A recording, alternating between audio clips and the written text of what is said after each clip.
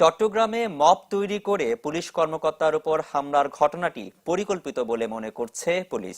দুর্বৃত্তদের উদ্দেশ্য ছিল পুলিশের এসআই ইউসুফ আলীর কাছ থেকে টাকা ও মালামাল ছিনিয়ে নেওয়া। এই ঘটনায় এখন পর্যন্ত 12 জনকে আটকের পর এমন তথ্য জানিয়েছে পুলিশ।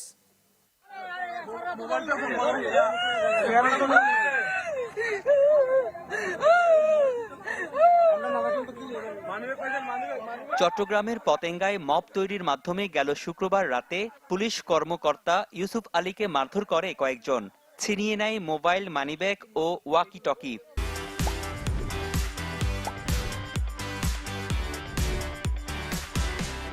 যা নিয়ে সৃষ্টি হয় তোলপাড়।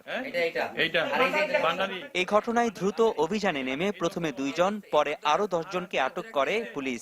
আটকদের নিজেই শনাক্ত করেন ইউসুফ আলী। এই ঘটনায় তিনি বাদী হয়ে মামলা করেন থানায়। আটকের পর নিজেদের অপরাধ স্বীকার করেন তারা। তাদের দাবি, সাইমনের নির্দেশে পুলিশ সদস্যকে হেনস্থা করেছেন তারা। ওই আমাদের স্যার মনে করছে ভুয়া পুলিশ, এই কথা কই সেটাই ওনাকে ধরেছে। কোন স্যার? ওই যেটা ধরা গেছে ওইটা?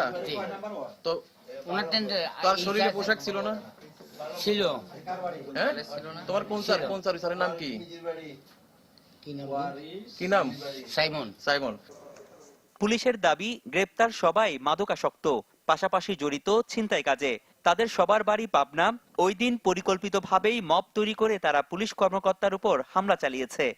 পূর্ব পরিকল্পনা মতোই তাকে হেনস্থা করে, যেহেতু 2 জন আগেই ছিল, ওরা ওদেরকে ডেকে নেয় এবং তাদের সাথে কিন্তু আপনারা জানেন তারা এখানে প্রায় ছিনতাই বা অন্যান্য যে অপকর্মগুলি আছে এগুলির সাথেও তারা জড়িত।